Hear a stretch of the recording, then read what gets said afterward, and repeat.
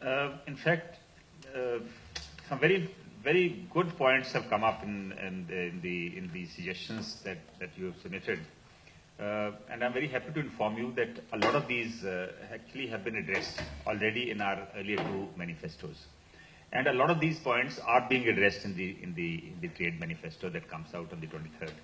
You said, are we planning some new focal points and clusters? Well, much more than that is being planned. I'm not at liberty to actually share it with you today because the manifesto actually comes out on the 23rd. You know, that surprise element will go off, but much more than that is planned. You're only talking about focal points and clusters. We're planning something else also. On skill development, new technology, obviously, it has to come up. On clusters, unfortunately, we went through the policy documents of the previous governments, and we realized that a lot of these clusters were promised in the previous years, and I don't think any headway could be made. You know, it was planned that a lot of IT industry will come up in Mohali. There'll be an IT industry. I don't know what the term was used, but there's, you know, there'll be a major thrust on IT in Amritsar. Then there'll be a cluster for hosiery and so on and so forth. So I think if we can revive those plans and honor those plans, I think it'll be pretty good. Skill development, we are very serious on this. I'm very happy to inform you that I think we address this issue in great detail in our youth manifesto. It's a 51-point manifesto. Unfortunately, you know, I think there's some unfortunate controversies came up, and because of which, you know, it could not be disseminated to the people properly. We are in the process of doing that. We planning actually a skill university where the technology element you raised will also get addressed.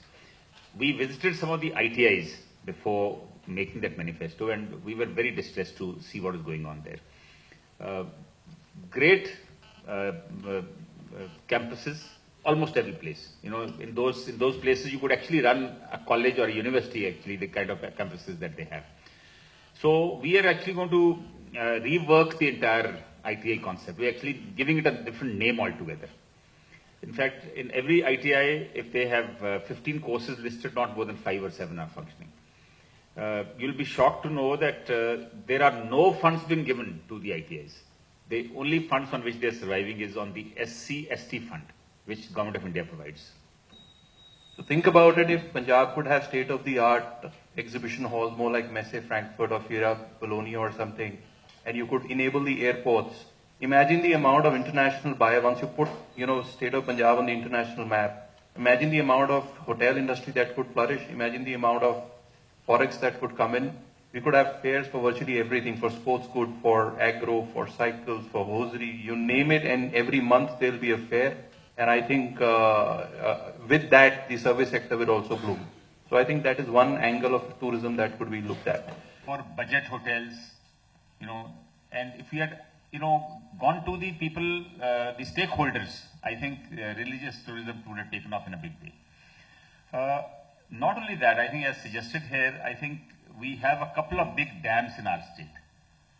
I don't think we have actually taken advantage, possibly for security reasons, but I think we are, as a nation, we are strong enough to actually manage our security. So I think, why are we not using our dams for promoting tourism? But in the process, you'll have to set up possibly hotels, budget hotels, other facilities close to these dams so that people can stay there, people can holiday.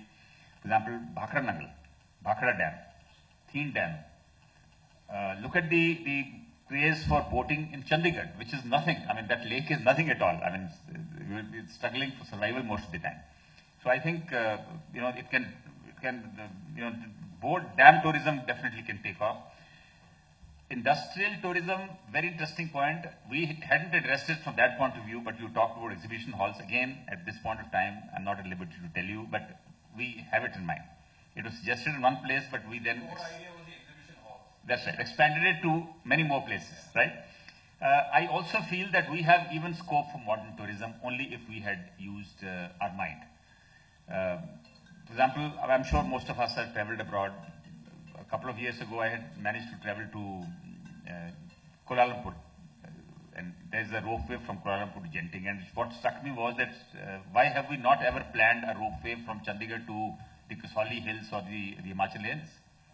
Tourism actually could have taken off if we had really done that.